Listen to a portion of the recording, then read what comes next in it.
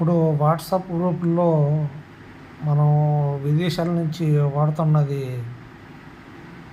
కాకుండా ఇప్పుడు కొత్తగా యాప్ వచ్చిందండి. చాలా ఎక్సలెంట్ ఉందండి. అది వాట్సాప్ యాప్‌లో ఆహ్, బాగుంది. చాలా బాగుంది అది.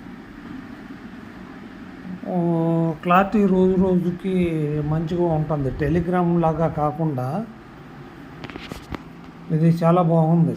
యూజ్ చేస్తున్నాము. మీరంతా యూజ్ చేయండి కొంచెం. ఎందుకంటే ఇండియన్ యాప్ అయితే మన ఇండియన్స్‌ని మనం ప్రోత్సహించినట్టు అవుతుంది. ARATTAI అరట్టాఐ ఇది బాగుంది. మళ్ళీ జోహో అరట్టాఐ అని. కానీ ఈ మధ్య కాలంలో దాన్ని ఫేమస్ చేస్తున్నారు. సేమ్ మనం ఇప్పుడు ఈ గ్రూప్‌లోకి హ్యాకర్స్ అట్లాంటి వెళ్ళటానికి ఛాన్స్ ఉండకపోవచ్చు.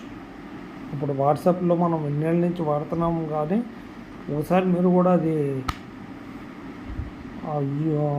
యూజ్ చేయండి. చాలా బాగుంది.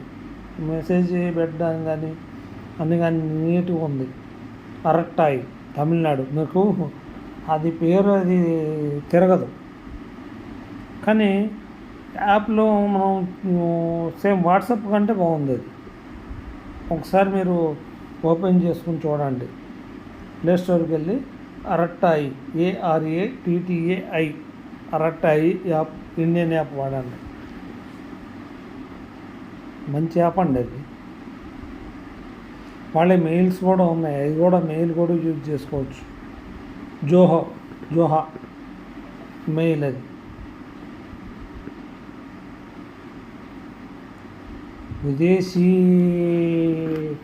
సంస్థలకి మనం పోయినప్పుడు మన దేశంలో ఇప్పుడు ఉన్నాళ్ళని ప్రతిభ ఉన్నాళ్ళని పెట్టిన యాప్లను వాడచ్చు కదా, మంచిగా ఉంటుంది కదా.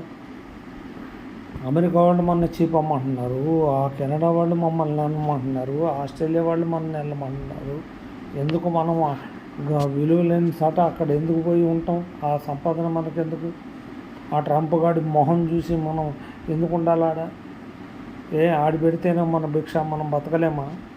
మన భారతదేశంలో మనం ఫుడ్ మనం తినలేమా? ఆడి ఎంగిల మెతుకులకు మనం మోకరెళ్ళాలా? చెప్తున్నా కదా, నేను మొన్నటి నుంచి మొత్తుకుంటున్నా. వ్యవసాయాన్ని మంచిగా డెవలప్ చేయండి. వ్యవసాయమే దిక్కవుద్ది రేపొద్దున. దేశంలో వ్యవసాయాన్ని మించింది ఇంకొకటి ఉండదు రానున్న రోజుల్లో. దానికి కూడా సంబంధించిన